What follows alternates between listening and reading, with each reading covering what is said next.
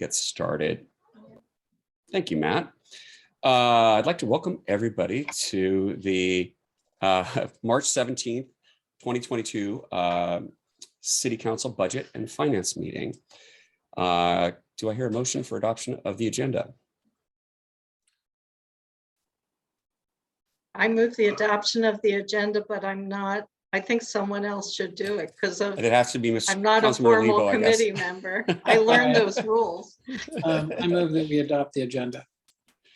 Thank you, Councilmember Lebo. Any discussion? All those in favor say aye. This is odd because there's such a small group. It's two of us. Aye. Okay, the ayes have it.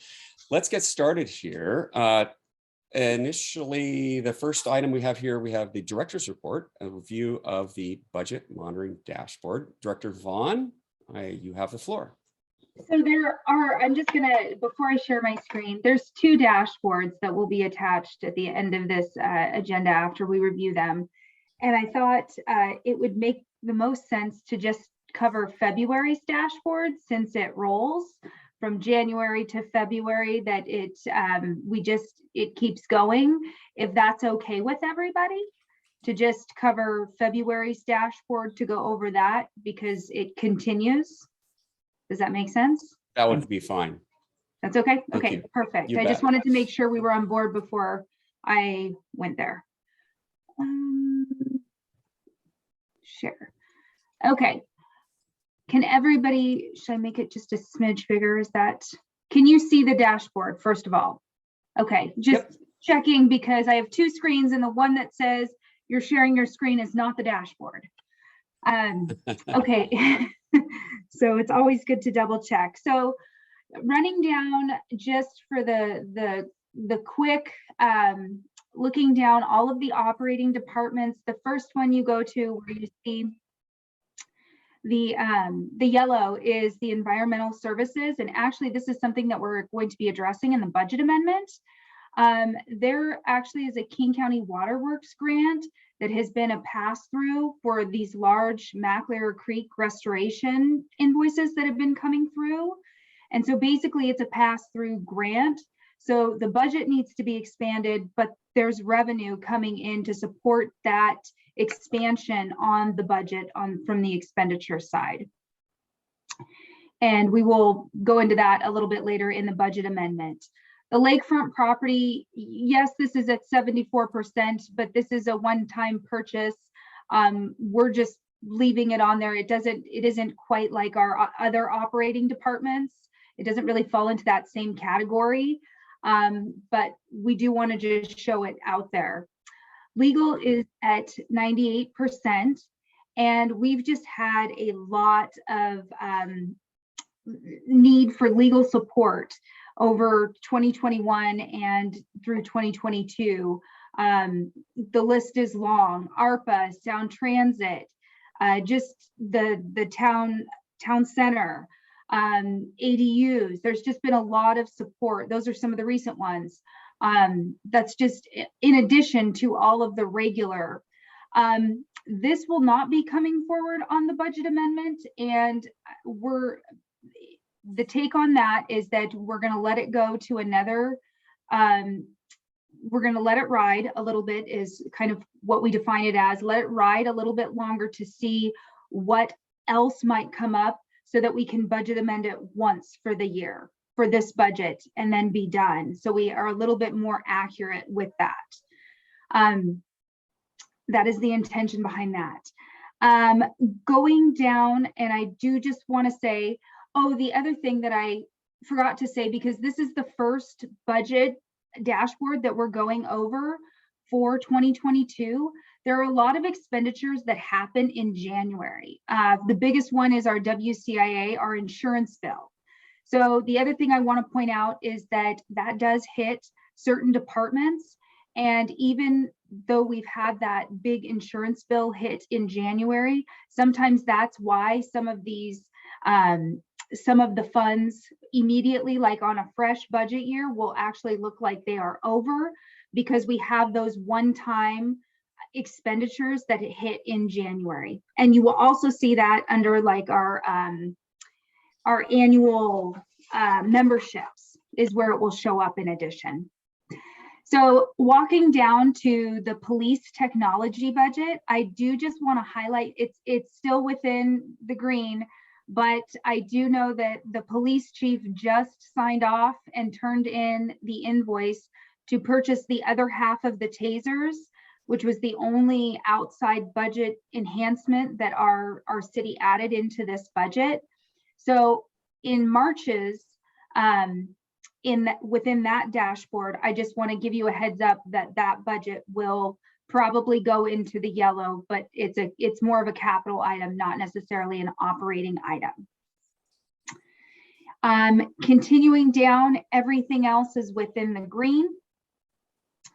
And I do want to point out, Director Vaughn, may I interrupt you for a second? I think this would be a great opportunity for us to, within the operating department graphs here, see if our colleagues have any questions about, the various items, et cetera here. Our colleagues, do you have any questions? So since this is new to several of you, and happy to, for those of us in the mix, to entertain any questions and answer them if we can. Mr. Furutani, please. Thank you, Mr. Chair.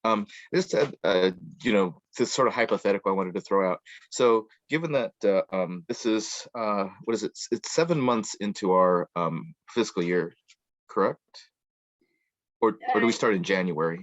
No, this is, well, we started in January, but don't, at the top, I'm going to scroll up here. This budget dashboard monitors from January 1st, 2021 to December 31st of 2022. So this has all of 21s in addition to 22s. Okay, so my hypothetical still stands then. So we should be at about 50% for everything, right? Because we're about halfway through the biennium. It's 58. It's right. It's all at the top right there. We're at approximately 58%. Gotcha. I see that. Thank you. Thank you, Councilmember. Any other questions? And just for everyone's edification, the reason why we went to this methodology is for additional clarity to kind of see how we are. It was really basically when we transitioned over to a biannual, budget system. And we were trying to find various methods to increase visibility on where we were as a community and as a city. So Councilmember Cassover, I think you have your hand up, please. Thank you very much, Chair French. I just wanted to ask about that last item, Director Vaughan, that you talked about, which was the lasers for the police department. Am I right in remembering that the police department received a grant for some of these pieces of technology, or was that for something different? Since the police chief's here, do you want to answer that, or do you want me to answer it? I'm happy to, because on the tasers, I'll just answer it. On the tasers, this piece was the only budget enhancement for $30,000 that the city paid for directly. There is not a grant that's coming in to pay for these tasers. Is that correct, Chief? Sort of. So there is a grant that was covering the remaining tasers, but the mayor's budget covered a certain amount of tasers, which was $30,000 worth for the 21-22 budget. That's what is reflected here in the dashboard. We also have a less lethal taser or a less lethal grant that I'll talk about later that covers the remaining tasers that's paid for by a grant. Councilmember Goldman. Yes, thanks. And yeah, I think color coding the bar chart does make it very visually easy to see what's going on. My question, so you mentioned that there's some relatively large January expenditures. Are there any departments that you expect would have a disproportionately large summer or fall that you would want to be watchful of? That's a great question. And you're going to see your, I would say your street, you're going to have, sometimes they can have some seasonal influxes of larger invoices, like if King County comes in and does shoulder replacements or some sign work, we can receive larger bills during that depend on seasons more so. But as far as the actual operating departments, they typically follow this the operational, I would say. They follow true to the operational, meaning that they just slowly, most of it is salaries, basically salaries and benefits, which are just the ongoing expense. Thank you. Yeah, Councilmember Goldman, on point. Generally, January, February is when we have these memberships and various association dues that come about. There's also insurance payments that we have as well, and periodically. And so I was racking my brain to think if there's any other ones seasonally that create a spike in terms of expenditures. But I think Director Vaughn covered it very well.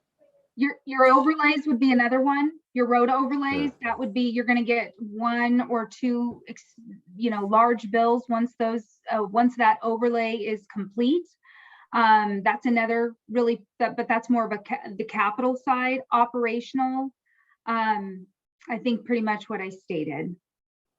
Yeah, and again too, when we did that big purchase of pre-purchase of asphalt overlays, there was a substantive hit to the capital budget, but it was basically 2 years worth of overlays. So it served the community very well because it was at a discounted rate. Thank you, Director Vaughn. Maybe we can move on from here. And so I'm going to scroll down. So going into what they kind of tag as the non-operating, the audit. So actually, this is some of this amount is from the 2019 audit. We are currently in the middle of a 2020 audit. So you actually are going to start seeing this percentage, this item fluctuate and increase as we continue through that audit and receive invoices.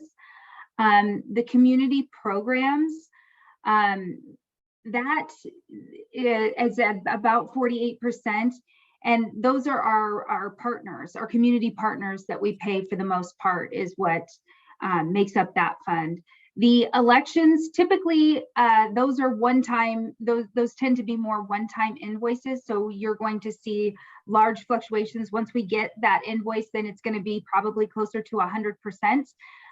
It's just one big invoice that we end up receiving for the elections. So that one won't follow true to the operational percentage. Emergency management, this is where we typically, that we pay for all of our NEMCO costs out of, and this is where we've elected to put all of our COVID-19 costs, is where we kind of captured some of them there. Moving down to memberships is at 71%, which you would expect because a lot of the memberships are due in the first part of a fiscal year, which would be January, February timeframe.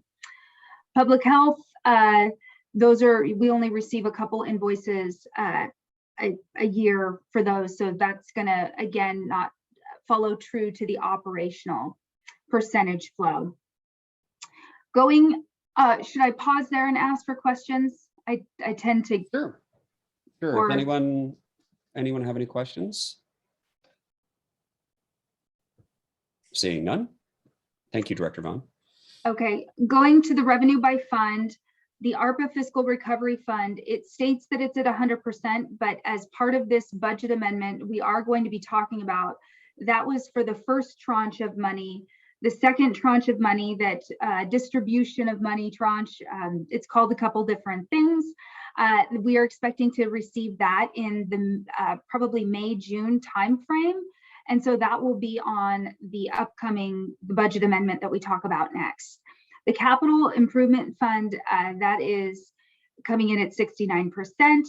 The general fund revenue is coming in as a whole above target. The sewer utility revenue, this the sewer utility comes in bi-monthly, so we bill every 2 months. And then going down to the street fund, some items there are the right-of-way permits. There's some funds or some revenues that are coming in. The vehicle excise tax is a little bit low, but then there's certain things that I guess this would be another one that's defined as a little bit more seasonal. That question came up from Councilmember Goldman. That would be right-of-way permits and whatnot that go into the street fund would also fall under that category. The surface water utility, I also want to remind everybody that for the general fund and the surface water fund, those follow property taxes. So in the next couple, especially for the surface water utility, it's going to probably continue to look low on the revenue side. And then when property taxes are due, the influx of money will show within that fund. So I just want to remind you that in the next couple months, that will stay probably pretty close to where it is. And then it will jump up when we get that, that distribution of property tax money and the surface water. So then going down to the transportation capital fund. This fund is low because don't forget, we put a very large grant in there that we haven't received yet. And so, but if we don't receive the grant, then the expenditure won't be there in addition.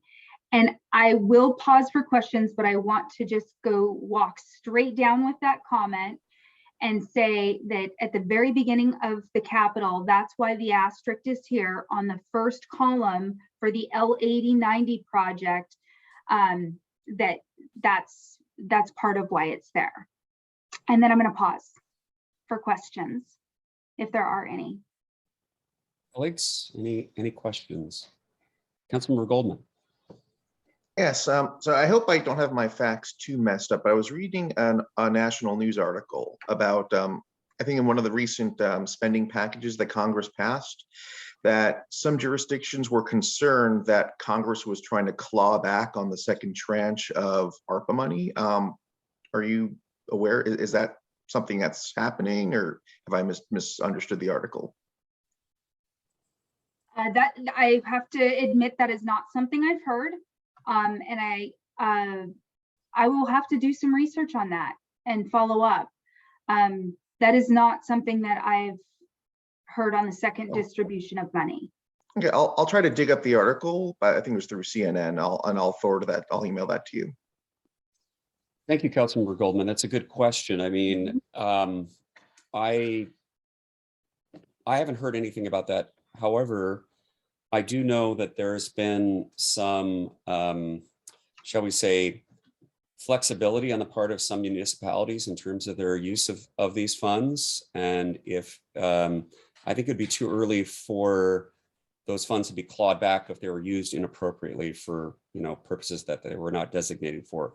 However, I really shouldn't speak to that because I don't know much beyond that. I do know that there are many municipalities in the greater Puget Sound region that have been, I shouldn't say many, several that have been pretty flexible about their fiscal policies when it comes to ARPA funds. And I think they may have some challenges when it comes to their audits going forward.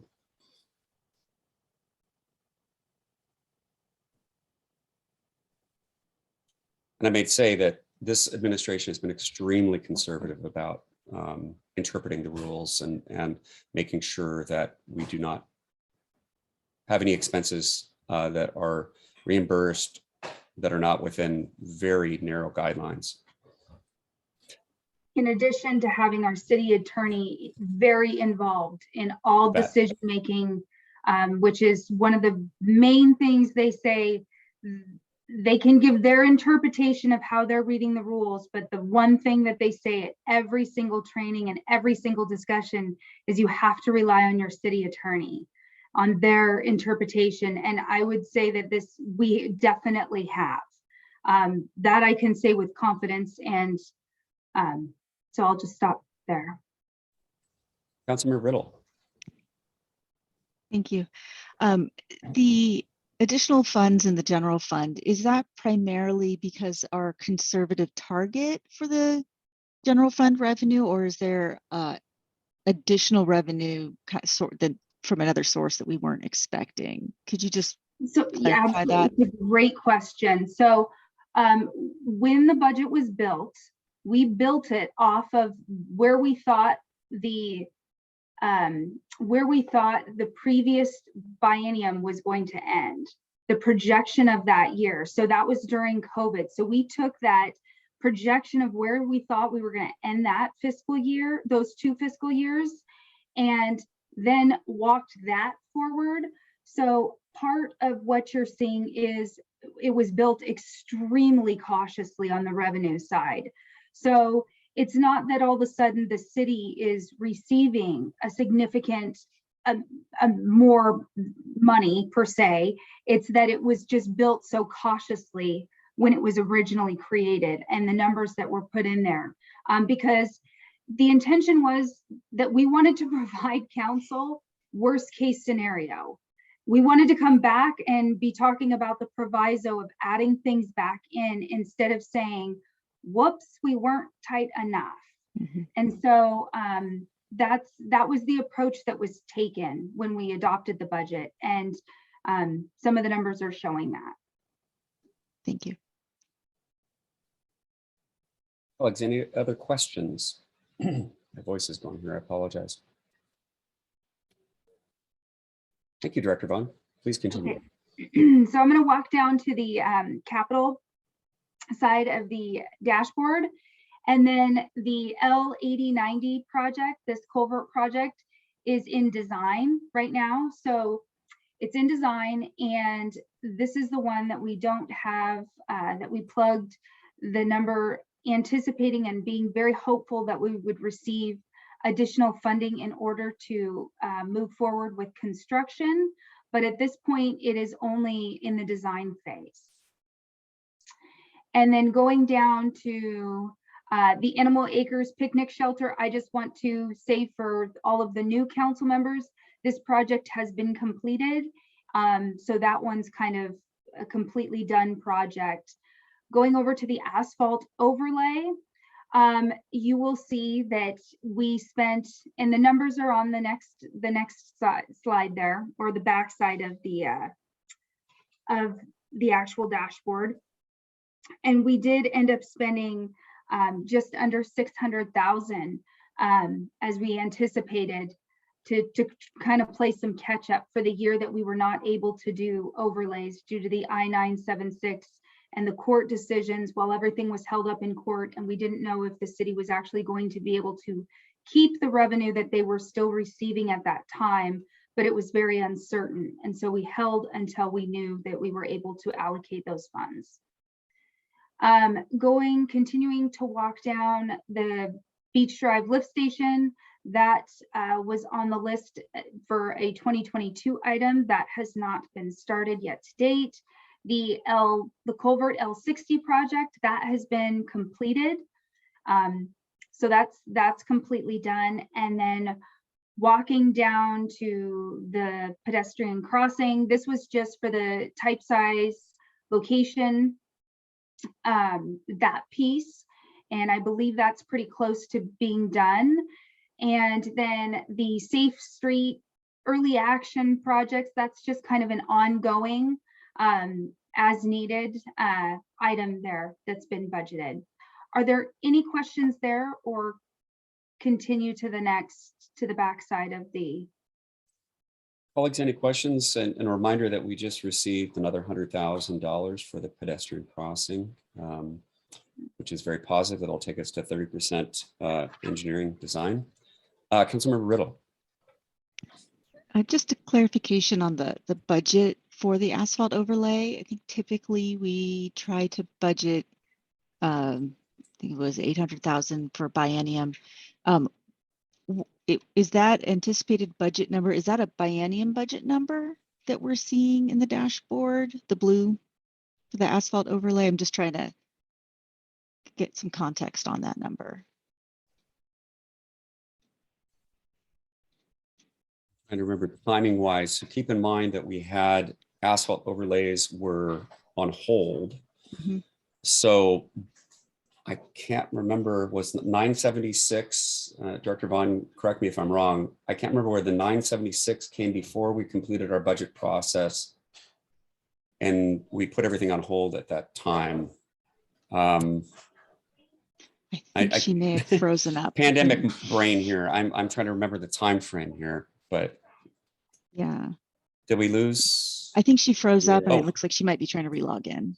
Okay, give her a second. Yeah, so the timing, remember folks that those of you that were on the council and staff, that when the challenge to I-976, the challenge to the use of those funds came about, we put our overlay program on hold because we didn't want to spend money that we didn't have. And so as Director Vaughn indicated before, and I think that so we had basically, I think it was about 12 or 14 months before the decision was handed down.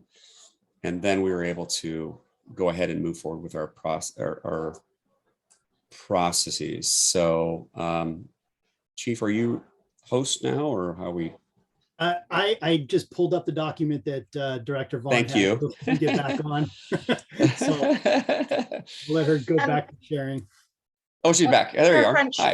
if I could Please. then clarify this issue.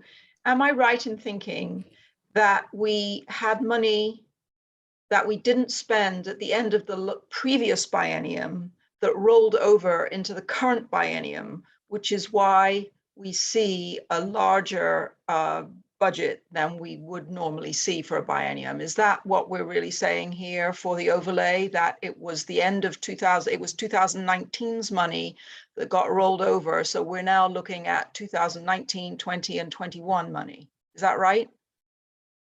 So it was it was 2020 was the year that we didn't 1 year later. actually, it was Yeah. the 1 year was the I-976 when everything was in the court.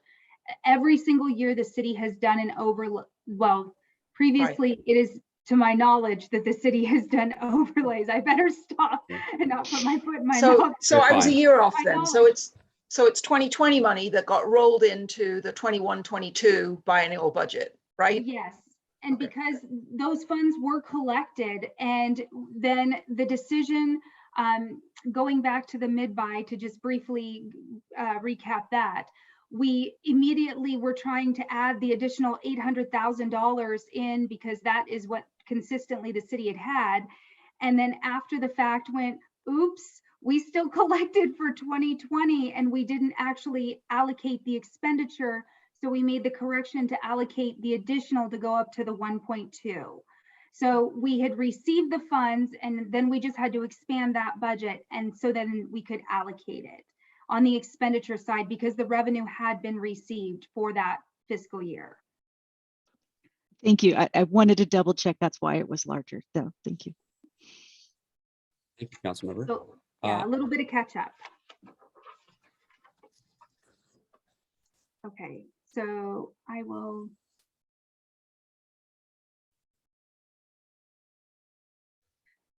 Go back to sharing. There we And go. thank you, Chief, for stepping in. I obviously lost internet there for a minute. My apologies for that. So then going down on the second side of the budget monitoring dashboard, this is all of the information that you're actually seeing in the graphs on the front. These are just the actual numbers for the individuals that want to see the actual numbers, the budget and the totals. They're all here provided on the back side. Most people just look at the picture and they want to absorb financial information in that manner. So then walking down to the revenue by line item, business tax is at 67%.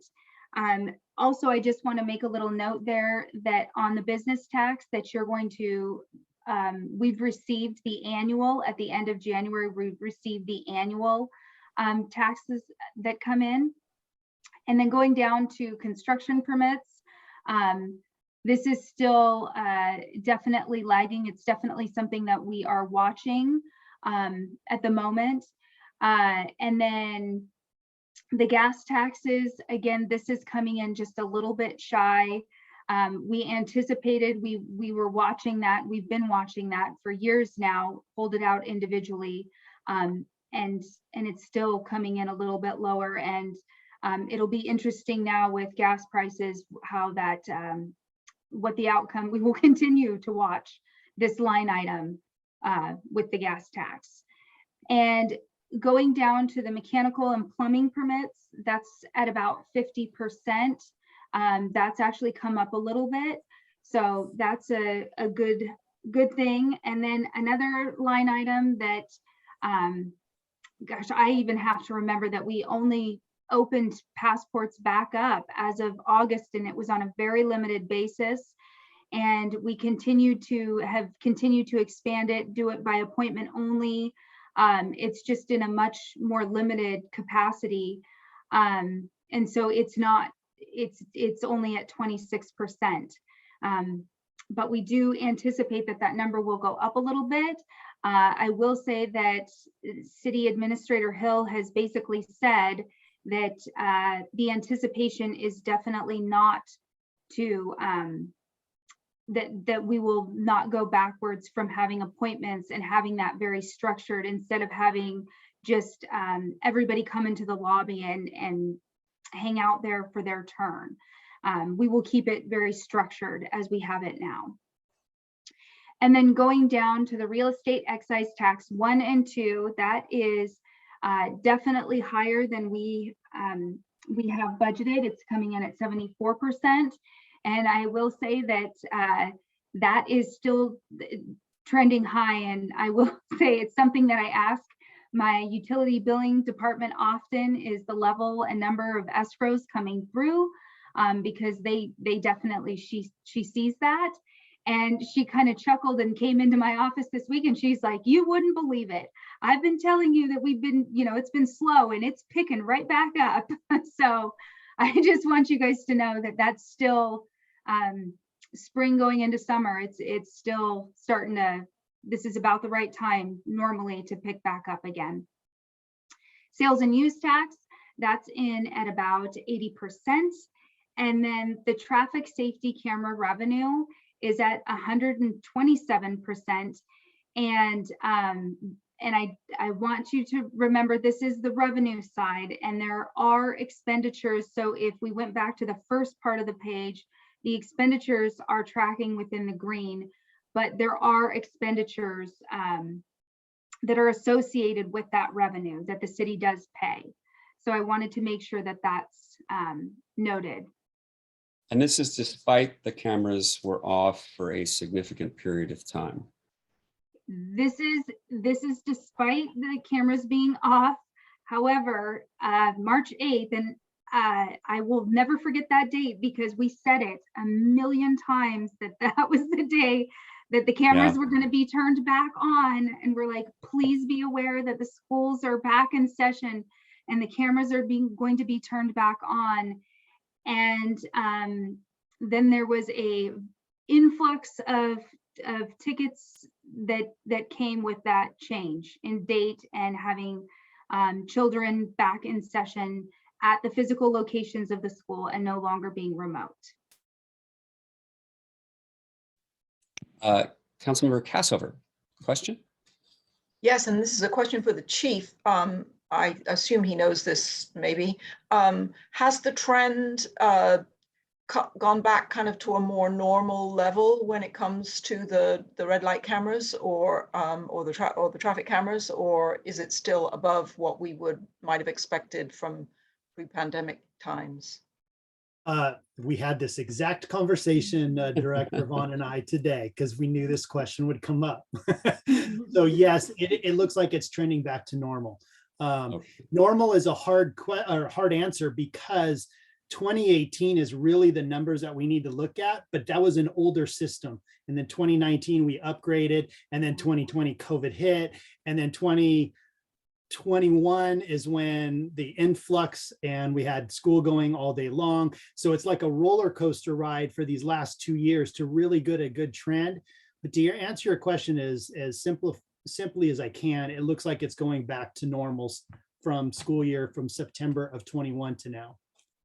Okay, thank you. And my real concern really is not the revenue side of it, but the safety side of it for our children and our citizens. So that's really why I asked the question. And thank you very much. I'm pleased to hear that. I believe drivers changed their behaviors after that influx in March and have really done a much better job in this season. Councilmember Riddle. Kind of in the same vein as we're seeing more offices having folks come back to the office, we're going to see, I think, another more influx of more cars on the road, especially during the morning and evening commuting hours. So I think we should keep an eye on that, consider additional sort of notifications, patrol cars at those times, just because I think we're going to see another minor bump. Just if I look in the crystal ball, a lot of offices reopening up right now.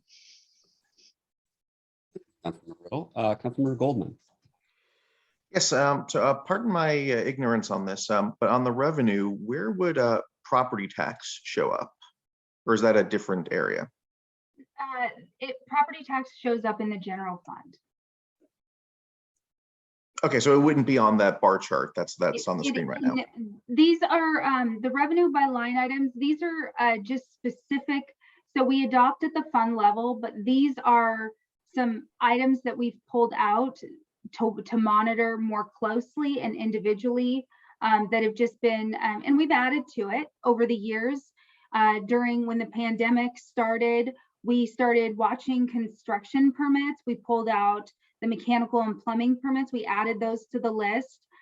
Previously, we had the business tax. We had the, it was a smaller list to start, I'll just say. And then as, you know, and then the passport revenue, that used to come in very strong. And then through this whole process of the pandemic and the changes, it's drastically changed because we weren't able to process any form of passport revenue because basically the federal government completely shut it down. Even if we would have wanted to, we weren't able to do it. So that has changed. That story has changed. It used to be a very positive story, and now it's one we've monitored and are still continuing to monitor on a more specific level. Okay, thanks for clarifying. Thank you, Councilmember Goldman. And two, this is an on point. There's an opportunity here if there's specific things that you all would like to see included in here for visibility. We tend to have, correct me if I'm wrong, Director Vaughn, that we tend to try to put things in that are questionable or might be volatile or not seasonal, but that we have real questions about so we can monitor it more closely. At the same time, there's definitely some merit to having some additional data in there if the group feels it's necessary. Councilmember Riddle. Thank you. I guess I sort of in the same vein as Councilmember Goldman, it would be interesting to know if which fund that those individual line items are put into, just especially for the newer council members. I think I could probably name 3/4 of those. I can do but it right now if you want to. A quarter of them I don't know. Business tax is general fund. Construction permits is general fund. The gas tax is the street fund. The mechanical and plumbing permits is the general fund. The passport revenue is the general fund. The real estate excise tax 1 and 2 is actually 2 separate funds. It's the capital improvement fund and it's the transportation capital improvement fund. So that's 2 separate funds. The sales and use tax is going to be the general fund, and the traffic safety camera is also the general fund. Thank you. And if you want me to put that in an email when I send out the dashboard, I am happy to do so. I think occasional reminders, just so we know kind of where they're directed, would be useful. Thank you. Yeah, thank you, Councilmember Riddle. Councilmember Cassover, sorry, the screens are. Yeah, yes, that's fine. I just wanted to, I just wanted to make a note or make a comment regarding Councilmember Goldman's question about our real, gosh, I'm sorry, property taxes. I couldn't fit the word there. And remember, that's a pretty stable line item, Councilmember Goldman, because it can only go up by 1% plus any new construction that happens in our city. So it doesn't change very much, but we certainly do take a look at that, you know, on occasion. Would that be a correct comment to make, Director Vaughan? That is a correct comment to make. It's very stable, and the value of the 1%, I believe, just off the top of my head from last year, was around $33,000 that was increased. Off the top of my head, that might not be a perfect number, but it's pretty close. Plus exactly what Council member Castover just stated. There's some other varying factors in there. New construction is one of them, and then just a couple others that are very small dollar amounts. It's very stable. A great comment, Councilmember Castover, and it does come in 2 tranches throughout the year, if I'm correct, Lindsay. And so you get these. One of the reasons why we haven't necessarily had it in there is because it lags behind until we get the first tranche, and then it catches up, then it moves forward. Just a little bit of a side note here. I think we should probably bookmark a conversation in advance of the budget season about, we talk about keeping the color of our money green, and about what is reasonable use of certain kinds of money, or an allowable use of certain kinds of money. And I think that it'd be really great for us to revisit that for our new council members, as well as those of us who have been on the council for a bit. Particularly when you're talking about things like, for example, REIT 1 and 2, they're very specific uses that you can apply those funds to, as well as the former TBD money, TBD revenues, excuse me, losing my voice here. Those kinds of things, there are very specific ways that those funds can be expended. And so that is, we could do a broad strokes of that at some point here, sometime late, early summer, late spring or something, I think, to bring everybody up to speed. Not to hijack this, Director Vaughan. Please continue. I think that's a great idea. Okay, thank you. I didn't want to interrupt you there, but I like to bookmark that if we could early, whenever that is convenient for everyone, and so that we can be thinking about that in the context of what these funds can be, these revenues can be actually utilized for. And the other thing is that I would just say as a side note, we've really tried over the last, really basically decade to try to make sure that we use the highest and best possible use for those revenues. And we can talk about that in that conversation about sort of keeping the color of our money green and the applicable uses for the revenues. Let's see, any other questions about that, this part of the presentation, everyone? Let's go on to our next agenda item. We have the first quarter budget amendment. Director Vaughan? So I'm actually going to, because the police chief has so many of the general fund items to cover, and he created a presentation, I think I'm going to let him go first. And then that will cover most of the general fund revenue and expenditures, the pass through grants, and because he will directly explain it in detail. So Perfect. go ahead. That sounds great. Thank you, Director Vaughan and Budget Chair French. Let's see this one right here. I will try and go as quickly as possible, but as thorough as too, so I can make my son's soccer game tonight.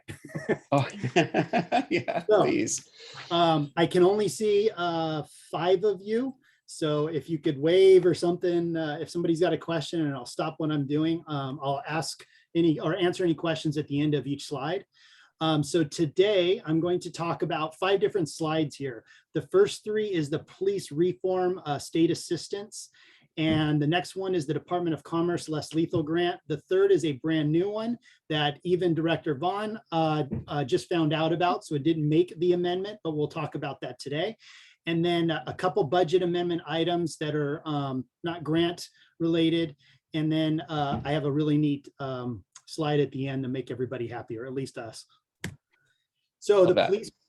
the police reform state assistance, this was the police reform grant, well, not a grant, but state assistance that came back with 52,000 for the city of Lake Forest Park. At previous councils, we discussed what we were going to do with the money from the PD standpoint. And one thing that was left over was $10,032 that was not allocated. And evidently, our finance director likes to have money allocated somewhere. So what we're going to do is talk about where that remaining money is going to go. So one of the items that we purchased in the police reform was IA Pro. It's software that's use of force and internal investigations. And I don't know if I'm blocking anybody on the screen with your pictures, but it's the use of force and internal investigations reporting software. And we allocated $9,900 for that. And that covers 3 years. It covers this year and then the next 2 years for our next budget. Well, we had 2 days of training on this software for my administrative staff. And during that time, there was a theme of, well, if you had blue team and blue team does this and blue team does that. And what it is, it's the module that is used for the line level officers for when they do their use of force reporting. Initially, I was trying to be as budget conservative as I possibly could, trying to get this software. And I made it as tight as possible. We can use this software, but this module kept being put into play. And I'm trying to basically, what I was going to do is take out of the 10,000, 7,200, buy the blue team module that fits into IA Pro. The easiest way to explain this is IA Pro is like the back end of everything. It's got all of the reporting and housing of all of it. And blue team is like the shell of how officers report these information in. Trying to cut corners, I had just purchased the AI Pro so that officers would have to go into the much bigger system. And what this will do is make things a whole lot easier. That remaining cost would be $2,800. And we're working on replacing our interview camera system. In the original budget, the quote that we had from Case Cracker, which is the system that we currently use, was $17,040. Since then, supplies and demand, all that kind of stuff has played into it and costs have increased. So what I'm doing is just rolling the extra $2,800 into that camera system. Initially, when I wanted to, when I had the 10,000, it was going to be used for maybe a UAV, drone, license plate readers, and then the bowler wrap. But we're putting the license plate readers and the drone on the back burner, and the bowler wrap we got in another grant, so we didn't need to worry about that. So that's what we're looking at for the police reform extra remaining 10,000, and I'll stop right there and see if there's any questions. Colleagues, any questions? Happy to field this for you, Chief. Thank you. I don't see any. All right. Please continue, Mike. So the next one is the Washington Department of Commerce grant, and that is for the less lethal. And we talked about that with the bowler wrap conversation with Sergeant Adams. The city was awarded, or the PD, however you want to look at it, $62,604.33. We have already received our 2 ballistic shields, and that we tested that out to see what kind of reimbursement it worked, and it worked within 2 weeks. We got the reimbursement, so we know everything's working well. The earlier conversation with Council Member Cassover, there was 9 tasers that needed to cover the rest of the officers. So this is replacing that. So those were ordered, and so were the bowler wrap devices. So this is all just squared away and good to go, but I wanted to let council know where we were at on it. Any questions on that? I don't see any, Chief. All right. Then the next one here, the third one, is a new one that we just got. And we had one of our officers apply for the WASPIC, which is Washington Sheriffs and Police Chiefs Health and Wellness Grant. The original proposal was for $21,000, and we got awarded 15. Some issues that, well, not really issues, but some things that we need to make sure is that we have to use the training portion of this grant of 6,000 by the end of June. And we're already on top of making sure we get in some training classes and how all that's going to work. So we're on top of that. then mental health professional services must be used by July 30th, 2023. And we found out that if we don't use up all of the money for the mental health professional services or peer support, we can move that into our training budget for this grant. So it's pretty exciting because I remember trying to put in $10,000 for health and wellness in the mayor's budget for 21-22, and we were so lean and we had to cut a lot of things. That was one of them. And then now we have this money, which is amazing to use. So we're going to get some training done. Now I put in here at Director Vaughn's suggestion is it's new. It's not included in the proposed budget amendment. And so I wanted everybody to know that. Any questions or comments? Colleagues? Yes, Councilmember Riddle. Thank you.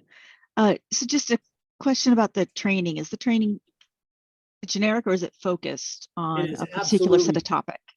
Absolutely focused. So we're going out for resiliency, nutrition, stress, peer support, anything that's mental health related. That's what we're going for. Perfect. And then have you, I'm sure you haven't looked into it yet, but with the mental health professional services, I'm just curious because I know that there's a lot of demand for that right now. And actually, you know, finding services can be quite challenging. So just, I guess, I'd like to just keep appraised if you find challenges in that realm. I think it's very important for our police officers to have that access to that. And I don't want there to be any barriers. You just reminded me of something, but I want to answer that question. I have networked with quite a few people, and one in particular that has done an amazing job, that is a psychologist that does good work for the police department, knows law enforcement very well, and will be working with this psychologist. So we've already worked on it. She has already said you're in, and she's in high demand. Several of the agencies in the surrounding area are doing the same thing we're doing. So we are on top of that. But what reminded me is we went out for 21,000 because 6,000 of that was going to be on a Cortico app. This is a very well-known app that is on your phone for all of first responders, law enforcement. And what it does is it just helps officers find counselors, suicide hotlines, a whole bunch of different things in this particular app that helps them out. So we wanted to get it. And what WASPIC said is we're going to take that out and we're going to try and do it for the entire state of Washington, which is fantastic news. Great. So that everybody in the state. So that's really good. So that's why we got bumped down to the 15, which I'm totally good with if they're going to do that. Thank you. Any other questions?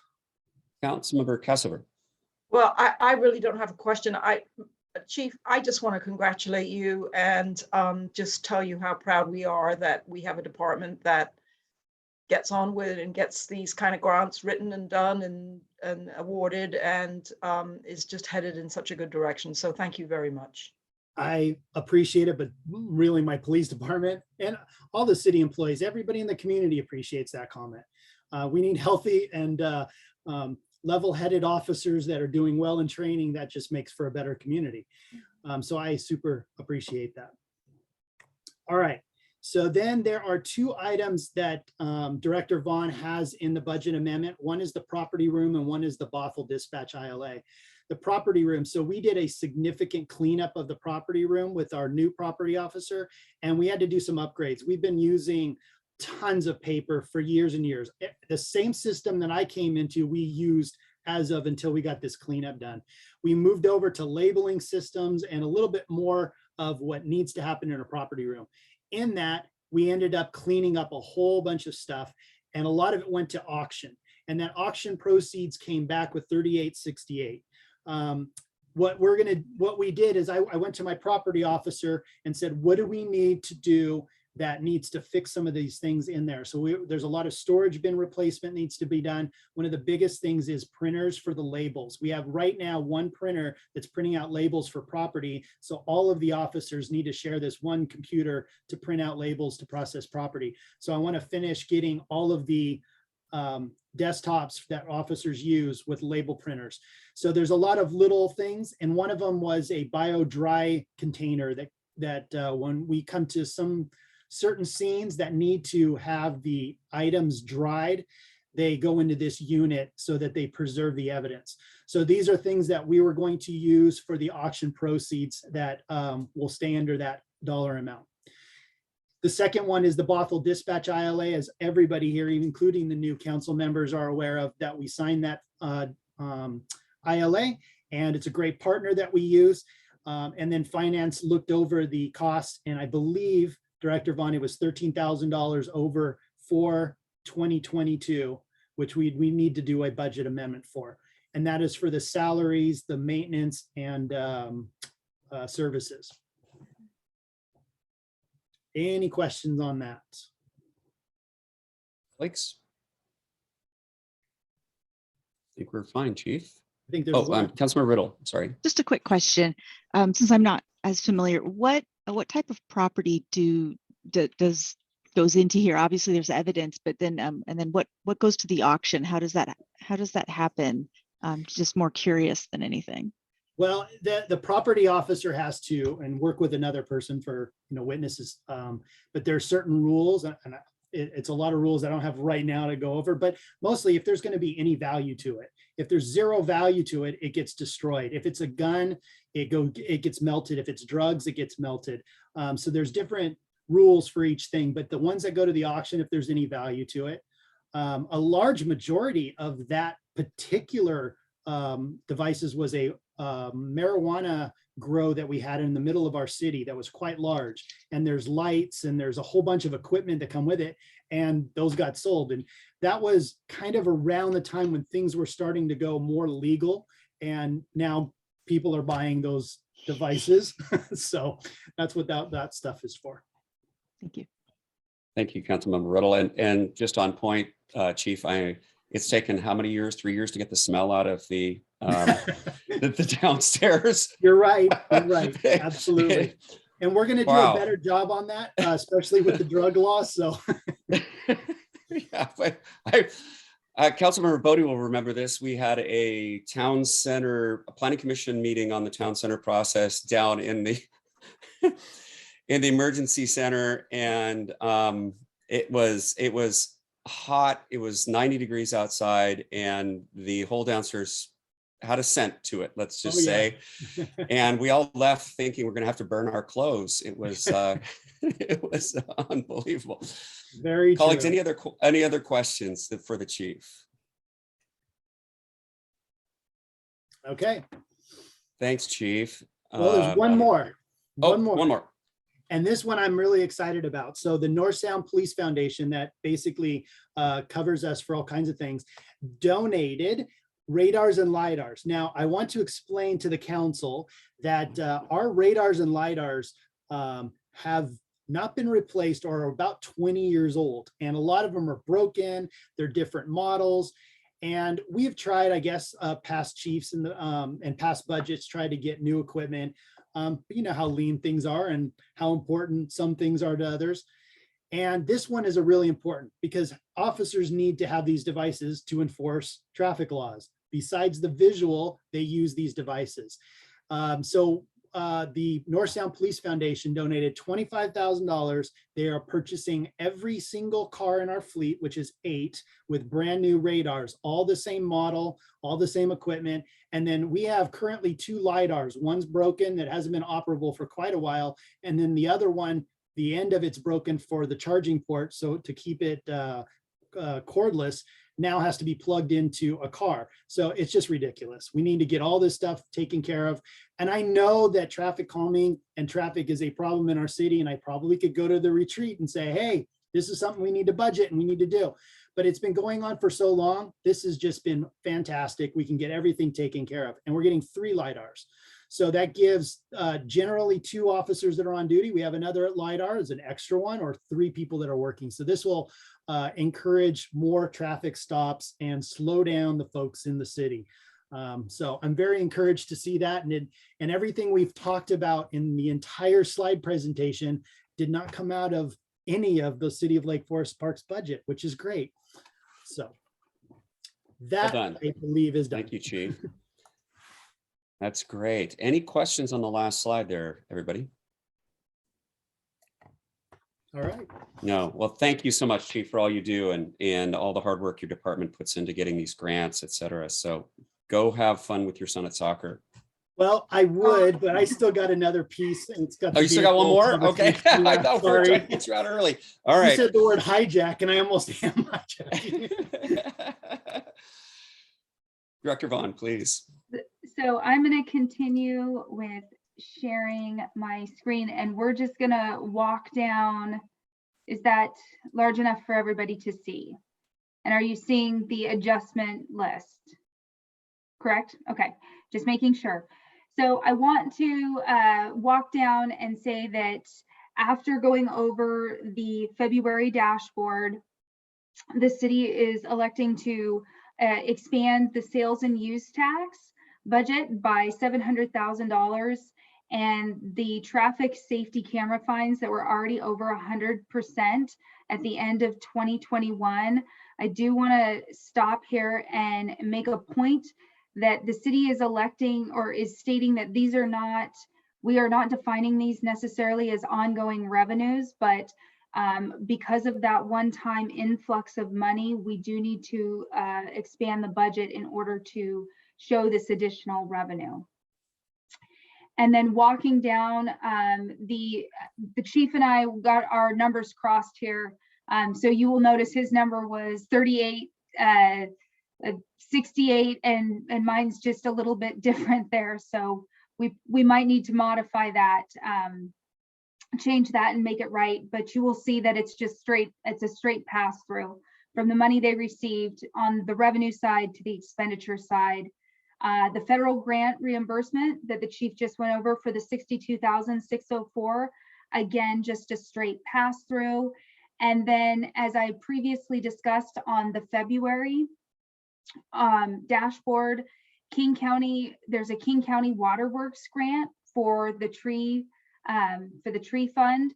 And so we're expanding the budget by 28,000 on the revenue side, in addition to the expenditure side. Walking down, I'm going to go over the entire general fund, and then I'm going to pause for questions, and we'll take a minute to do questions at the end of the general fund. Walking down to the higher level expenditures, the management professional employees salaries and benefits, that is being proposed to be expanded for a market adjustment. And that is not just the general fund that is touching, that is touching the general fund, the street fund, the transportation capital fund, the sewer utility fund, and the surface water fund. So you will see that as we walk down this amendment and go line item by line item. So the first two, the professional and the police department salaries and benefits, I just want to say that there are multiple employees within the police department that technically are not part of the guild. And so that is why you're seeing some of the, a portion of money go into the police department, because there are members of the police department that are not a part of the guild. Walking down the less than lethal, that's again the pass through, the police department supplies, direct pass through from the auction revenue that was receipted into the city. The remaining, the 10,032, the remaining state shared revenues. So we're just allocating those funds. The ILA, the dispatch for contracted services and equipment maintenance for an additional 13,000. And then again, the tree account, the King County Waterworks grant, that's just simply a revenue and an expenditure, a direct pass through. Are there any questions on the general fund? Nope. Okay, so I'm just going to continue. I didn't see any. I'm going to continue down to the street fund again. The management, the MPEs, that is just on the expenditure side, that will increase a small amount within that fund. And then walking down to the ARPA fund, I imagine there will be some additional discussion here. And per Council Member Goldman's comments, I think we definitely are going to need to do a little research on this second tranche of money. But I did want to say, oh, I missed this in the general fund. So if I scroll up a little bit, the lost, oh yeah, you can barely see it on both. So lost revenue. So it just came out like last week that cities are having to claim the level of lost revenue for all of the ARPA funds.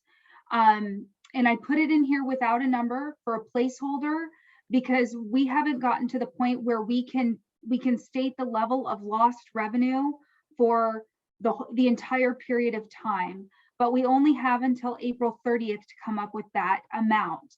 However, because we just found this out right before I was putting this budget amendment together, there wasn't a sufficient amount of time to think that process through and be able to communicate it and discuss it with council. So I wanted to start the conversation to tell you that that conversation has started internally. And then we will be bringing it back to you once we do have a set number to fall back on as the city's lost revenue. And then walking down a lot of community, oh, there's. Oh, I'm sorry, Councilmember Lebo. No, thank you. Just a quick question, Director Vaughn. When you say the lost revenue period, which period are you referring to? I'm referring to what ARPA is defining as acceptable lost revenue. So within the ARPA fiscal recovery funds, there is a portion of that defined as lost revenue, and they've constantly been changing the rules on that. There's been a very complex spreadsheet that's gone into it, that MRSC, that I spent a good portion of last fall completing. But then it has continually changed. And then for smaller entities, if you've received less than $10 million, the requirements have changed significantly on that. So when you mentioned period, I was just curious about the time period, the dates. Is it from a particular date to an end date? They're stating comparing it from 2019 to 2021. But I'm going to have to go back, and now that the rules have, this is why I didn't quite have enough information, because they did just, the rules keep changing on this piece. So so we're going to have to do a little bit more research in order to come back and state the level of funds that we think and for what they're being used for, because we need to, even though the amount they're saying is if you've received less than 10 million, everybody's concern and my concern is what you're able to defend from an audit standpoint. And that is one of the first things that I always go to, is that we always have to be able to defend it from an audit standpoint. Okay, thank you. Thank you, Councilmember Lebo. And just on point to Director Vaughn's comment, throughout this COVID crisis, the rules have changed. They keep revising things. It's been a real moving target. And I know the administration has done an excellent job of keeping track on it, but it's been almost a full-time job for some of you to try to see what it keeps moving. And so we'll look forward to that conversation, Director Vaughn. Thank you for that. Councilmember Cassover. Thank you. And it's possible, Lindsay, that I'm premature in my questions here, and we'll learn more about this as time goes on. But is the lost revenue an overall revenue calculation, or because, you know, we've had some revenue streams that have gone down, but we've had others that have gone up. So one of the things that I'm wondering is, does one offset the other, or you know, is it an overall picture, or is it within categories that they're looking at lost revenue? So this is where the rules keep changing.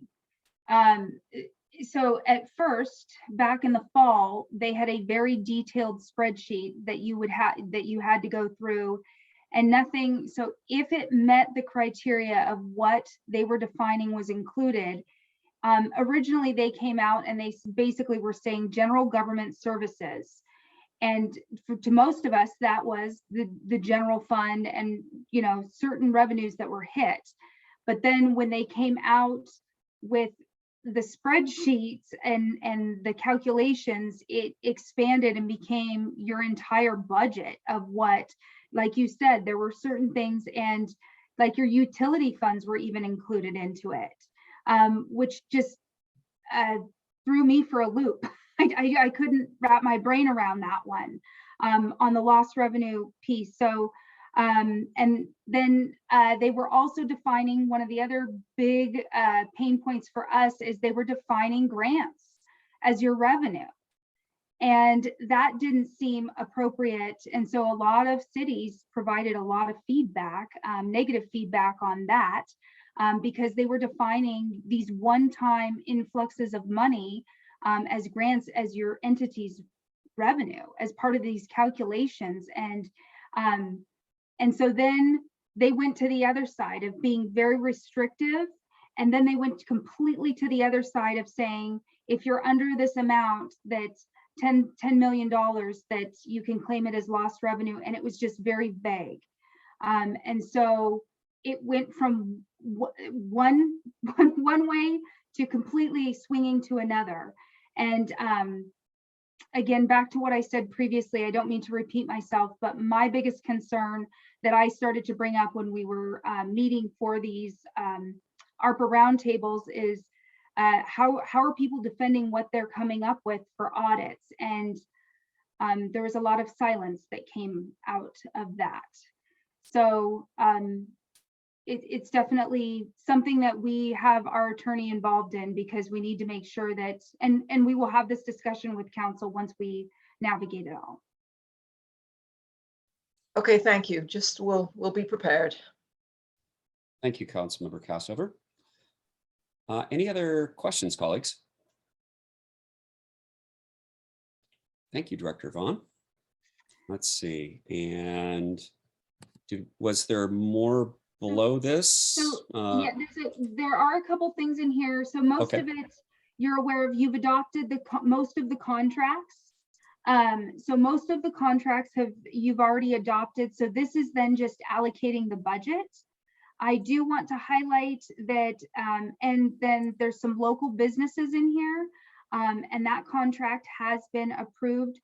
There's one contract in here that I did include that technically has not been approved by council, and I want to highlight that because as once it's approved, then we would need the budget allocated in order for me to expend the dollars. And we haven't paid any of these funds out because it gives me great concern to not have the budget piece allocated, even though the contracts have been approved. And so I'm pointing that out, that technically that contract has not been approved, but I'm requesting that the expenditure be allocated. And naturally, if the contract was not approved by council, then these funds would not be spent. However, if we waited to do a following budget amendment, I know that these local businesses are really struggling and wanting these funds. And so that's just a conversation that I was hoping to have with you start this evening to see what your take is on allocating that additional 13,000. And then I'm just going to go over some items, and then we can open it up for a discussion here in just a minute. So there's some additional professional service items that have just been ongoing expenses. And so it seems appropriate that because the pandemic is what caused the change of the additional cleaning, the HVAC maintenance, and the different the filters, and how often they're being the change in how the HVAC system is being used at City Hall to keep airflow flowing as much as possible. And then some of the Office 365, because the city did move to Office 365 because of the pandemic, which was allowable under CARES to be paid for. Therefore, one of the statements under the ARPA rules is that if it was allowed under CARES, it's allowed under ARPA.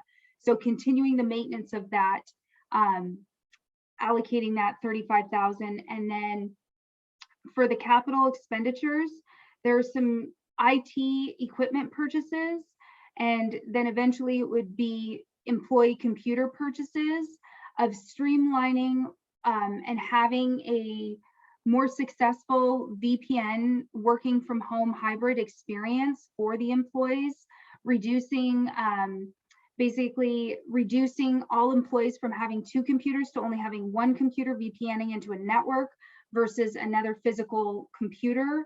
So it would be some significant IT computer upgrades and for our entire city that is still working in a hybrid format.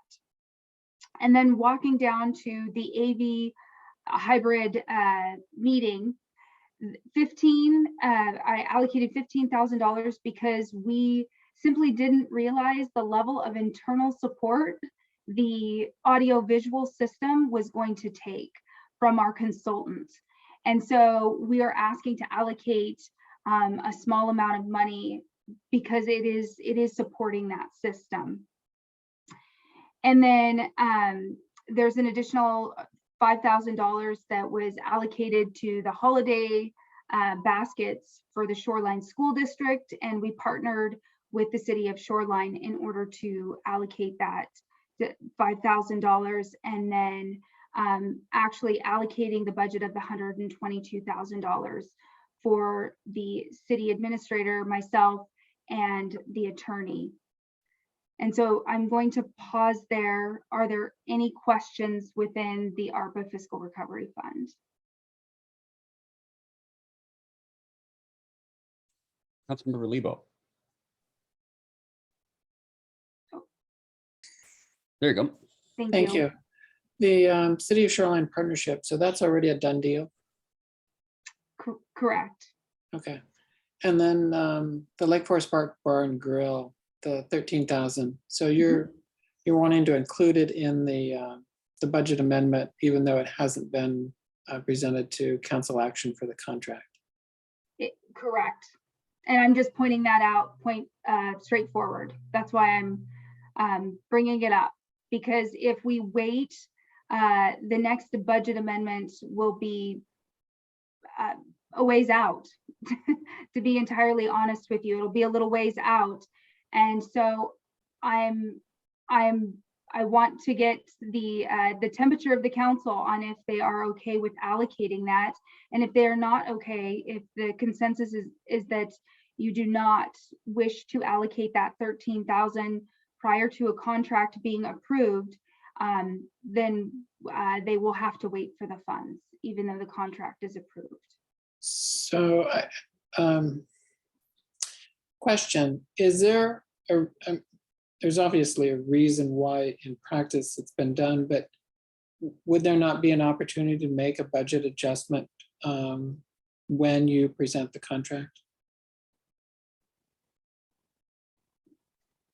We could, but that is not a practice I would like to get into, to do it on an individual basis and not a multiple items or a quarterly basis. It could be done, yes. So, Director Vaughn, if I'm not mistaken, there's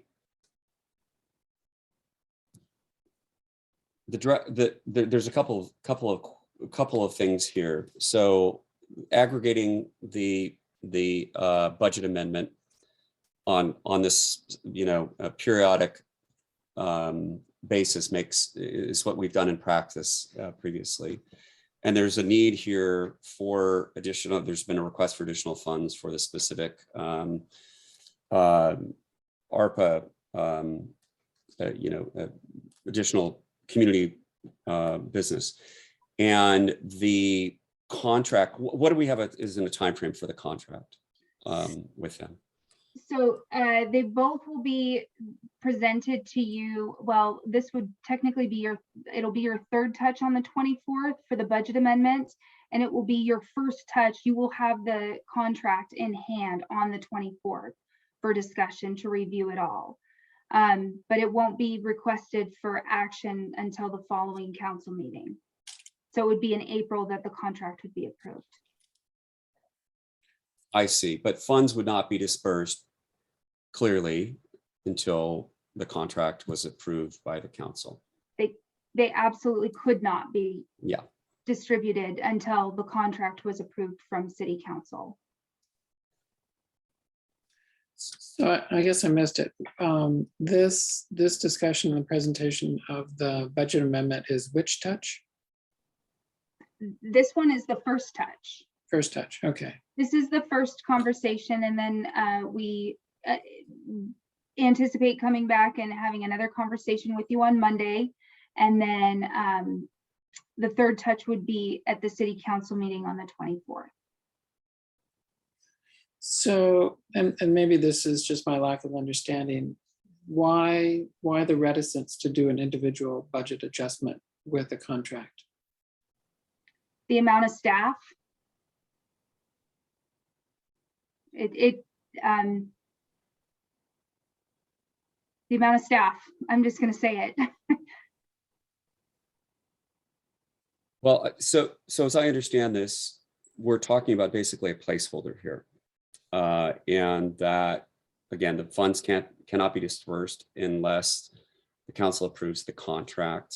I think, if city administrator or our attorney were here, my understanding too is that relative to contract signing authority, this falls within the threshold of the administration. But this is the correct procedure for full clarity and understanding. But because of the time sensitive nature of this is the reason why this is proceeding apace, so to speak. Does that help, Mr. Lebo, or? I guess I'm not understanding the effort required to produce a budget adjustment. In my experience, it's usually it's a paperwork exercise after it's approved by the council or the board. I guess I just don't understand the effort required to do it. Well, I think that just on point, relative to limited resources and where we are as a community, I think that while I understand the spirit of your comment, with a staff of very few in budget and finance, that's one of the reasons why we've been aggregating these budget adjustments. Sometimes it's been semi-annually, sometimes it's been, basically once a year, sometimes more. But the practice has been to kind of aggregate them into a group so that there is an additional effort that's expended by staff to create those specific adjustments for one smaller item such as this. And so I understand the spirit of what you're asking, Councilmember Lebo. I also, when it comes to the processes that the administration has in place, I want to make sure that we're being respectful of what resources we do have. Councilmember Cassover. Thank you very much, Councilmember French. So I'm, having not been on the budget committee myself, I'm also not fully aware of all the steps that have to be taken, but it occurs to me that we're going through a process right now that requires 3 touches by the council before we vote on a budget amendment. So would that be true for every budget amendment, even if it was a small one, Director Vaughan, that each time we make an adjustment to the budget, we'd have to go through this 3-touch process and have it documented fully and vote on it in a council meeting, even for one small item? That is my understanding, unless the governance manual was waived on the touch rule, is that it would have to be presented 3 times for each item.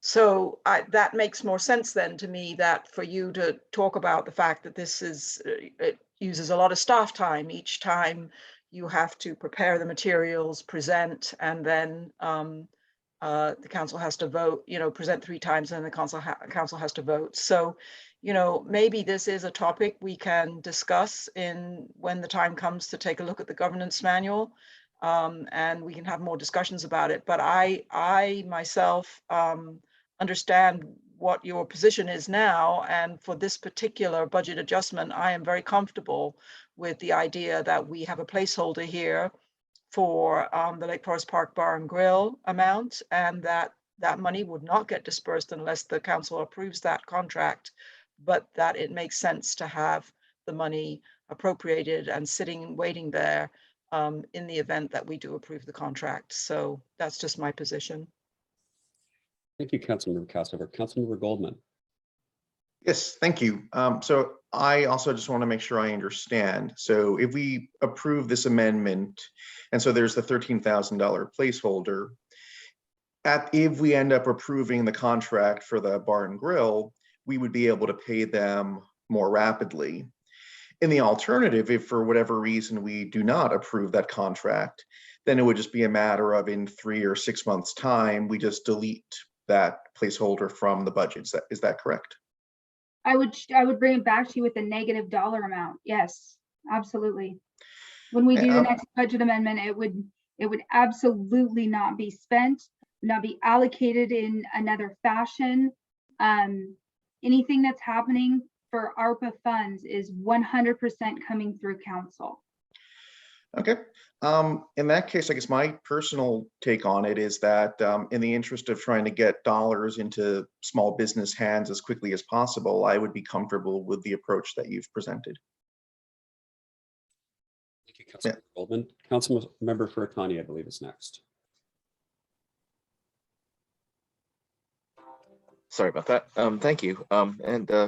And Director Vaughn, thank you very much for your clear presentation. I appreciate the bind your end, and in fact, trying to make 10,000 pieces of paper, each with one action on them, is probably more time intensive than one piece of paper with 10,000 actions on them.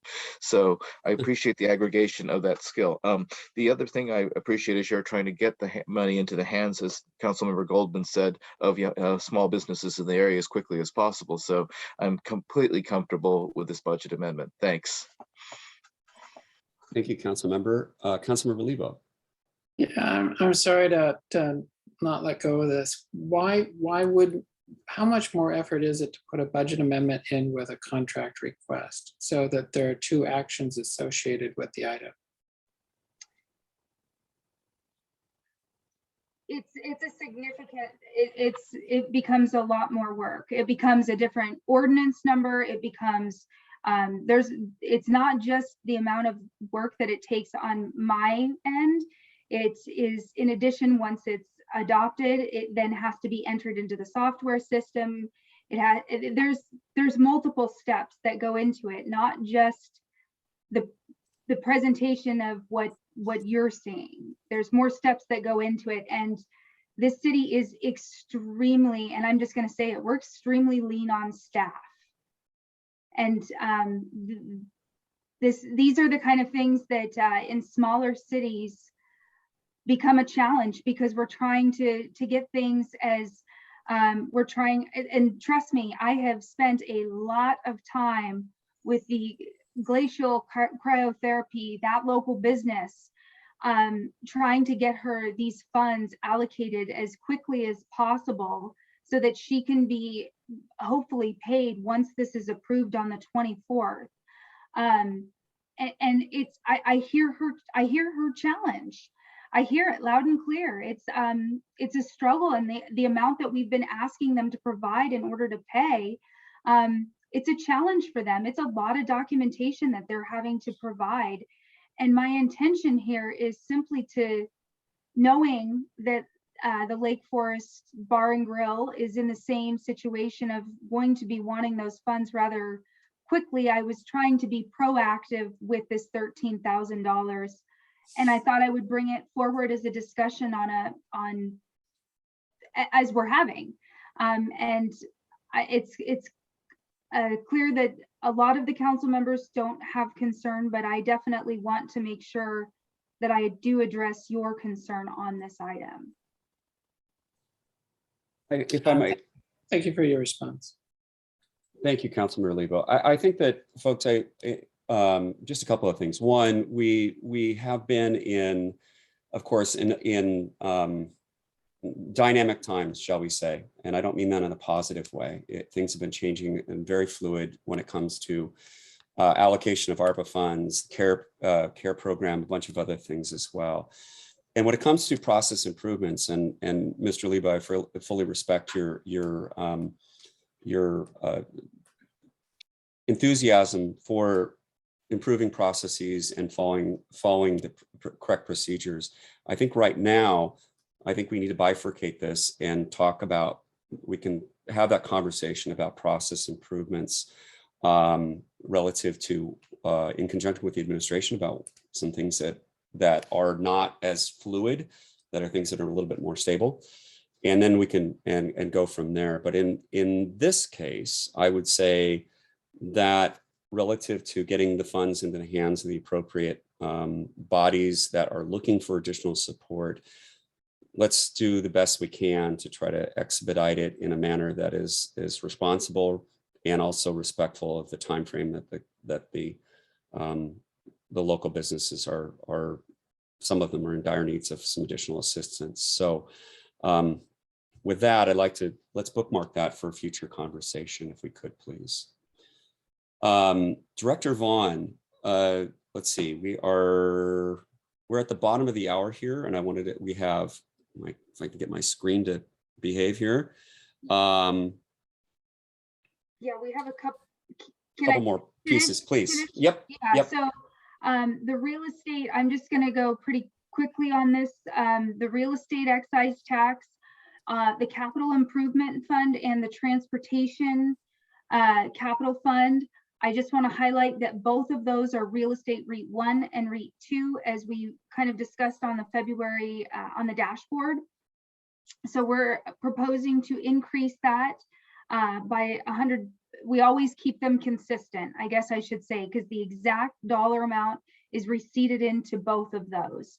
So we always keep those two revenues consistent. So asking to adjust those at an increase of $100,000 with a small expenditure tied to it for the MPE salary and benefit on the transportation capital, and then the sewer utility fund, the surface water utility fund, those two, again, back to the MPE salary adjustments in a small amount, and then walking down to a conversation under the vehicle and equipment replacement fund. So the information technology is also paid for and allocated by all funds pay into this internal service fund for the vehicle equipment and fund. So previously in the 1920 budget, I'm requesting that we expand the information technology budget by the unspent dollar amount of the 1920 budget, which was $90,000. And the reason I'm asking for that is, and it's very well explained in your agenda cover that you don't quite have yet. So there's a couple things that are driving this need. The city planned to do a core switch replacement. The cost of the actual equipment, in addition to the labor that it took in order to complete that project, was much more significant than what was anticipated and budgeted for. The second thing that was an unforeseen, I guess you would say, is that the position as the IT manager became vacant, and the city had to pay for an IT consultant at a much higher dollar amount for almost a 4-month stretch of time before that position could be filled. It is filled currently as of this month, and we welcome our new employee, Aaron, to our team, and we are very excited that he's here. But however, that is a large expense that the city then incurred for that time frame.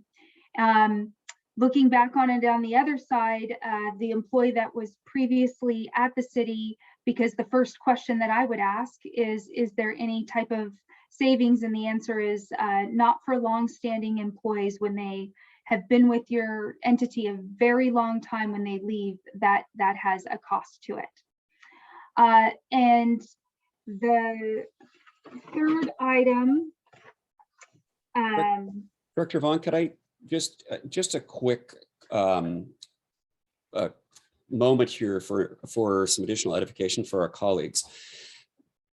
The MPE adjustments here, we have done as a city, the administration has done an excellent job. Your department has done a great job of putting, allocating the various people's time across various departments dependent upon what their skill set is and where they're spending their time. And I think it's important for people to recognize that the surface water pays partially for a project manager, surface water pays partially for, I mean, and I'm not saying this very eloquently, and I know you would do much better job, Director Vaughn, but I think it's important for people to understand that we're not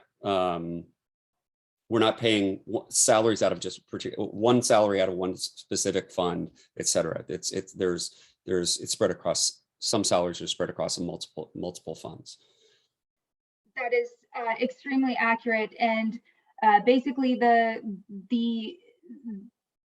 salaries that you're seeing within the surface water fund and the surface water fund and the sewer fund and some of the other funds, they are allocated from like the public works department, but they are not the represented employees. So those allocations, they're still working within those funds. Exactly, your example was completely perfect. Like a project manager, the public works director, those salaries and benefits are going to be allocated on a percentage basis. Thank you. And again, not to digress, but this dovetails nicely with what we bookmark for future discussion about keeping our money green, so to speak, that broader conversation. Thank you, Lindsay. I apologize for interrupting.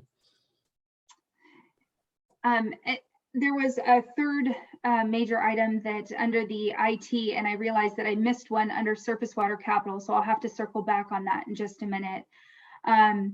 So under the information technology, there was also another very large unforeseen issue for public works.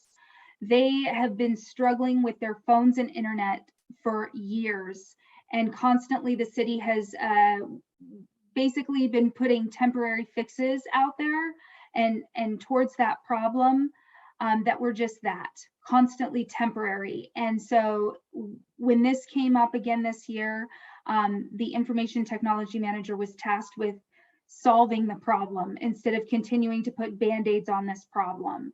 And we have solved the problem. That was not original, that was not in the original budget, but was becoming such a frustration for that public works facility.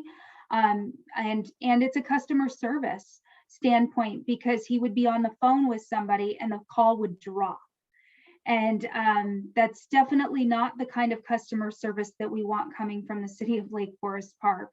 So it did take quite a bit to figure out what was going on out there, but we have resolved the problem. We do have new internet. We have new phones out there. Since we have completely done the crossover, which was done in January, I've heard that it's been wonderful. So that definitely fixed the problem. So I just wanted to say that those were the three items in the IT area that kind of have caused that unforeseen increase in that area. And then to circle back under the Surface Water Capital Fund, I apologize for skipping over that because I was trying to hurry because of the amount of time remaining. There's the professional service agreement for the 35th Avenue Northeast that was brought forward to you from the project manager, Andrew, that they are hiring a consultant in order to take care of a consultant in order to design a project to alleviate some stormwater that the city is ending up on someone's property. So we're looking into a consultant to remove it from that location and see how it can be diverted. And that was all brought forward and adopted through council through that contract.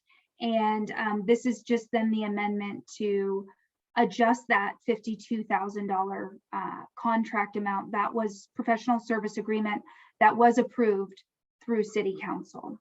So my apologies on skipping over that in the effort of condensing and saving time. Are there any questions? Colleagues, questions?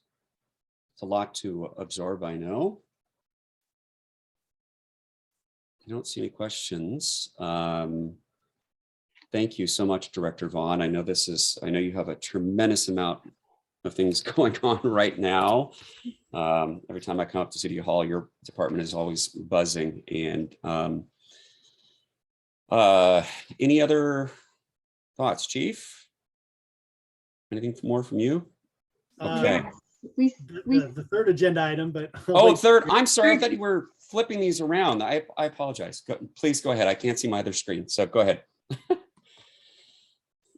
So I'll just do the quick introduction as the chief gets his screen up ready to share. So the quick introduction of the third item is the reallocation of the police fleet budget for 2022.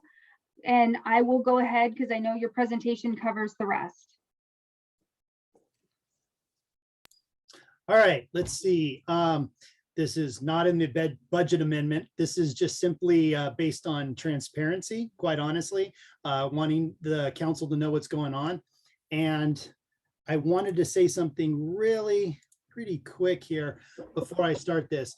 My goal, council, is to get all of our vehicles electric at some point. That is a goal. It's going to take a little while. Police will be a little delayed considering some of the things that we have in our vehicles, but that is something that ultimately I'd like to see us do. I can envision a bunch of charging stations, the police cars pull up and the ones that are not in use get charged. So we'll see how that goes down in the future, but that is an ultimate goal down the road if it works out. So in the 21-22 budget, we budgeted $65,000 for a transport van. And we had early discussions in 2020 about PD fleet issues and replacement plans, and we ultimately had to push the vehicle replacements. But the transport van was one of those priorities at the time. And after searching a replacement for the van, the costs had been far too high. We were approaching 70 to 75,000, including the fact that 2022 vehicles were more expensive than less expensive than 2021 because of inventory issues all across, I guess maybe the nation, but at least around here. So we looked at proposals for electric vehicles, and then we looked at regular gasoline vehicles. The current transport van's mileage is low at 68,909, but it is 17 years old at this point. What has basically created a greater sense of urgency right now and complicated the issue is our Crime Watch vehicle was taken away last month. It was a donated vehicle from Carter Subaru. And this vehicle is used for our crime scene volunteers, and the vehicle is used 3 to 4 times a week. And so they asked for the vehicle back because of low inventory with their used vehicles. They generally have I'm in the hundreds in inventory, and they had 40 left or something along those lines, where it's just a dramatic decrease in inventory. So we had to unfortunately relinquish that vehicle. And then we asked, well, can you give us a new one? And they don't have the inventory to do it. So we explored that. So right now we're kind of pushing the can down the waypoint of having one of our detective vehicles in use until we can figure out a solution here. And then the next vehicle that needs to be replaced are 2 patrol cars and a detective vehicle. The detective vehicle has the most mileage at 106 and really needs to be the next replacement. So we have pivoted to upgrading the transport van with striping because it looks terrible. All of the paint and everything on the sides have been falling apart over 17 years, and some security upgrades with a partition and camera system. We're looking at replacing the detective escape with a hybrid option, kind of doing that middle ground of hybrid for a little while and then eventually electric, and then converting the old escape into the crime watch vehicle. And also something else that we can do is take our radar navigators and give them that vehicle at different points in time. So it's kind of a 2-for-1 there. And the nice thing is we own the vehicle. It can't be taken away. So we'll be able to use that for a little bit longer. Some new information that came out that I added to this slide recently is Kirkland PD has a transport van that's about 6 to 7 years old. It has the insert for transports and the interior camera system. Mileage isn't known right now, but the price may be in the ballpark of $25-30. So while we have a game plan here of upgrading the transport van to basically get us another 3 to 5 years, replace the current escape, detective escape vehicle, and then converting it into the crime watch vehicle, we've done 3 things. It solves 3 problems. But if I'm able to get a good deal, which I've been pretty successful in watching our city's budget, I might be able to get this Kirkland vehicle that will get us to that 5-6 years pretty easy. And it solves a problem with some of the security issues. So that's basically what I'm looking at. So the cost, the transport van that I'm hoping to will be replaced in 2027, which is about 5 years from right now with an EV. Right now, it's going to cost about $3,000 to $5,000 for upgrades. We're going to do the striping of the vehicle. There's a partition that needs to be fixed inside, and then also adding the security system where the transport officer can see everybody in the vehicle. The escape is around $30,000. I've got 2 bids, one's 28 and one's 31, so it's in that $30,000 range. And then $5,000 to $8,000 for equipment changeover, and that's from taking from the old vehicle and putting all of the equipment that's in there into the newer vehicle. And then the crime watch, maybe radar navigator vehicle is about $2,000 when we move that equipment over. There's a couple things that we would have to do to the crime watch vehicle. And then the remaining balance we would put into the ending fund balance and used in the next budget for replacement of vehicles. So that's basically the game plan. I coordinated this with Phil, our city administrator, Jeff, our public works director, and Lindsay, our finance director. And we really try to hash out different options of what we can do to try and basically solve some problems that are under the 65,000. And that's basically letting you know, council, where we're going with this stuff. So I'm just curious if there's any questions, ideas, thoughts. Yes. Councilmember Riddle. Thank you. Excuse me. Thank you. I appreciate your creativity and being faced with this current auto market. I believe it's nationwide, even global, as far as supply chain issues. If we were to not be able to get the Kirkland PD van, what is our risk of the current transport van if it were to go out of service due to mechanical issues? Do we have like a temp backup plan with one of our fellow neighbors? How would we handle that? So we would handle it with our current fleet. We'd pivot, be resilient right then and there. So we typically transport between 2 to, on some rare occasions, 6 to 7 people. It doesn't happen a lot, but it does happen. And that's when the transport van is very useful. There are times when there's 1 or 2, and sometimes they use a transport van. Sometimes they use a patrol car that's been sitting from the other rotation. So we would have easy backup plans to take care of an issue if the van did go out. But at that point, I'm going to come back to council and say, okay, we need a new van.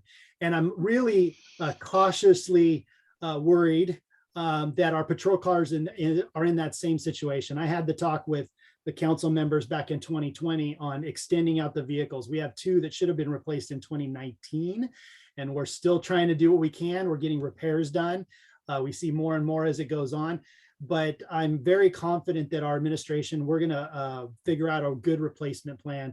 We just needed to buy some time to build up the funds to get to that point. And Director Vaughn is helping me out tremendously on that. And so is our new Public Works Director in figuring out that plan. Thank you. And I appreciate your plan going forward. I think it's going in the right direction. I would, do you know if there's any sort of grants to go to electric vehicles that would be coming down on the horizon? Have you heard anything I related have to that? not, but you know me, I'm going to be all over it and say, staff members, please help. Yep. And that goes for Councilmember Lebo. It's a lot of work. And so I got to grab whatever resources I can, because there is a lot of time intensive things to do these kind of things. So yes, I would absolutely do that. I think we've got a track record of doing that kind of stuff, but I appreciate it. I think the climate's right, so to speak, for those types of grants to be coming out here soon. So I would appreciate you keeping your eyes open. We'll do what we can. Thank you, Councilmember Riddle. Colleagues, any other questions for the chief? And I just want to say, Chief, my apologies for conflating the budget amendment with the third No worries. item on the agenda. This is what happens when I get an agenda fixed in my mind. And I did want to mention too, that some of you may not know this, but the Carter family was a long standing family within our community. And the last member of the Carter family moved out of the community a number of years ago. And so I That still played have, a- That played a yeah, part in it with Mary passing Yeah. away, because Mary was very, very generous and took care of us, and she's no longer here. So it's a little different times. yeah, I still have connections to her son, Wade, and I will apply the appropriate arm twisting if I can, Chief, because they've been great community partners in a lot of regards. And with Mary's passing, it was it's kind of an end of an era in our community. Colleagues, any other questions for the chief? Thank you, Chief, very much. And thank you for your Council Committee. creativity. Have fun. Hopefully there's a little bit of time left for the soccer game. It's 1-0. My kids are used to my job. So it's all good. Take care, everybody. Thanks, Chief. And with that, Director Vaughn, is there anything else that we need to touch on tonight? There is a place on the agenda for citizen comments. So if Mike D would like to add a comment. Is Mr. D still with us? Yes. Mhm. Mike, are you with us? Give you a second to grab your unmute button. Okay. Thank you, everybody. And if there's nothing else for the good of the order, I'd like to adjourn this meeting. Thanks, everybody, for a great discussion. I know there's a lot of items here that are very weighty. And thank you so much, Director Vaughn and staff, for all the hard work you do. I know it's a lot. So we do appreciate all your efforts. And with that, we'll see you on Monday. Take care, everybody. Thank Thank you, you. Director Vaughn. Have a good evening.